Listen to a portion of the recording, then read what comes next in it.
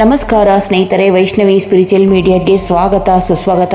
ಸ್ನೇಹಿತರೆ, ಈ ಸಂಚಿಕೆಯಲ್ಲಿ ಶ್ರೀ ಗುರು ರಾಘವೇಂದ್ರರ ಪವಾಡದ ಬಗ್ಗೆ ತಿಳಿಯೋಣ.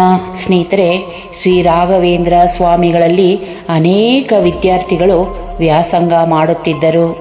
ಅವರಲ್ಲೊಬ್ಬ ಬಡ ವಿದ್ಯಾರ್ಥಿ ತನ್ನ ವಿದ್ಯಾಭ್ಯಾಸ ಮುಗಿಸಿ ಹೊರಡುವಾಗ ರಾಯರಲ್ಲಿ ಬಂದು ತನ್ನ ಬಡತನದ ಕಷ್ಟವನ್ನು ಅವರ ಬಳಿ ತೋಡಿಕೊಂಡು ತನ್ನನ್ನು ಅನುಗ್ರಹಿಸಬೇಕೆಂದು ಕೇಳಿಕೊಂಡನು.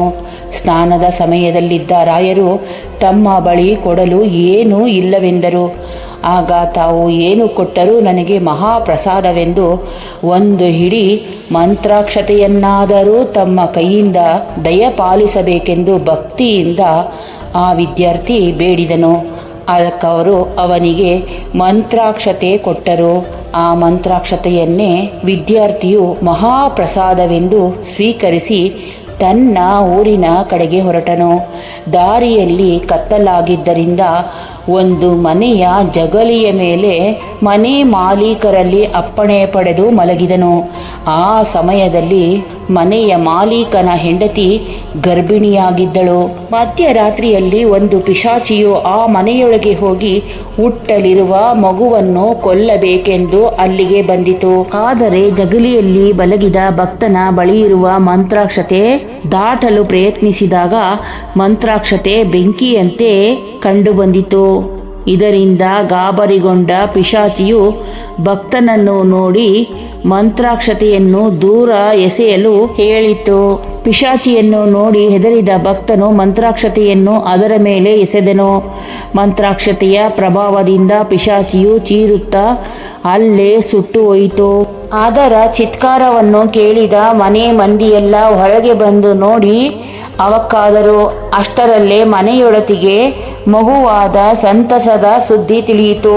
ರಾಯರು ಕೊಟ್ಟ ಮಂತ್ರಾಕ್ಷತೆಯ ಶಕ್ತಿಯಿಂದ ದುಷ್ಟ ಶಕ್ತಿಯ ನಾಶವಾಯಿತು. ಸ್ನೇಹಿತರೆ, ಶ್ರೀ ಸುಧೀಂದ್ರ ತೀರ್ಥರು ವೇದಾಂತ ಸಾಮ್ರಾಜ್ಯಕ್ಕೆ ತಕ್ಕಂತಹ ಉತ್ತರಾಧಿಕಾರಿಯನ್ನು ಹುಡುಕುತ್ತಿರುವಾಗ ಅವರ ಕನಸಿನಲ್ಲಿ ಶ್ರೀ ಮೂಲ ರಾಮದೇವರೇ ಬಂದು ವೆಂಕಟನಾಥರನ್ನು ಶಿಷ್ಯರಾಗಿ ಸ್ವೀಕರಿಸುವಂತೆ ಸೂಚಿಸಿದರು.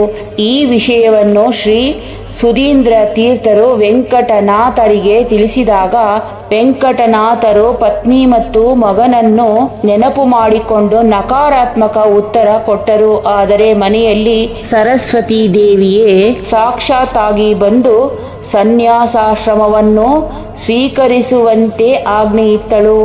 ಇದರಿಂದ ಮನಸ್ಸನ್ನು ಬದಲಾಯಿಸಿದ ವೆಂಕಟನಾಥರು ಶ್ರೀ ಸುಧೀಂದ್ರರಿಗೆ ಭಿನ್ನವಿಸಿದಾಗ ಅದರಂತೆಯೇ ಫಾಲ್ಗುಣ ಶುದ್ಧ ಬಿದಿಗೆಯೆಂದು ತಂಜಾವೂರಿನಲ್ಲಿ ರಘುನಾಥ ಭೂಪಾಲ ಹಾಗೂ ಆಗಿನ ಶ್ರೇಷ್ಠರಾದ ಅನೇಕ ಜನ ವಿದ್ವಾಂಸರ ಆಚಾರ್ಯರ ಸಮ್ಮುಖದಲ್ಲಿ ಶ್ರೀ ಸುಧೀಂದ್ರ ತೀರ್ಥರು ಸನ್ಯಾಸಾಶ್ರಮವನ್ನು ನೀಡಿ ಶ್ರೀ ರಾಘವೇಂದ್ರ ತೀರ್ಥರೆಂಬ ಅದ್ಭುತವಾದ ಹೆಸರಿನಿಂದ ನಾಮಕರಣವನ್ನು ಮಾಡಿ ಪ್ರಣವ ಮಂತ್ರೋಪದೇಶ ಪೂರ್ವಕವಾಗಿ ವೇದಾಂತ ಸಾಮ್ರಾಜ್ಯದಲ್ಲಿ ಪಟ್ಟಾಭಿಷೇಕವನ್ನು ನೆರವೇರಿಸಿದರು. ನೋಡಿದ್ರಲ್ಲ ಸ್ನೇಹಿತರೆ, ಶ್ರೀ ಗುರು ರಾಘವೇಂದ್ರರ ಪವಾಡವನ್ನು.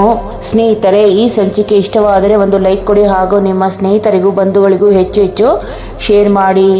ನಿಮ್ಮ ಅಮೂಲ್ಯವಾದ ಅನಿಸಿಕೆ ಅಭಿಪ್ರಾಯವನ್ನು ತಪ್ಪದೆ ಕಾಮೆಂಟ್ ಮೂಲಕ ತಿಳಿಸಿ. ವೈಷ್ಣವಿ ಸ್ಪಿರಿಚುವಲ್ ಮೀಡಿಯಾ ಚಾನಲ್ಗೆ ಪ್ರೋತ್ಸಾಹ ನೀಡಲು ಸಬ್ಸ್ಕ್ರೈಬ್ ಆಗಿ ಪಕ್ಕದಲ್ಲೇ ಕಾಣುವ ಬೆಲ್ಲೈಕಾನ್ ಅನ್ನು ಒತ್ತಿ. ಇದರಿಂದ ನನ್ನ ಎಲ್ಲ ನೋಟಿಫಿಕೇಶನ್ ನಿಮಗೆ ಮೊದಲು ಬಂದು ತಲುಪುತ್ತದೆ. ಧನ್ಯವಾದಗಳು ಸ್ನೇಹಿತರೆ. ಮತ್ತೊಂದು ಸುಂದರ ಸಂಚಿಕೆಯೊಂದಿಗೆ ಆದಷ್ಟು ಬೇಗನೆ ಬರುತ್ತೇನೆ. ಅಲ್ಲಿಯವರೆಗೂ ನಮಸ್ಕಾರಗಳು.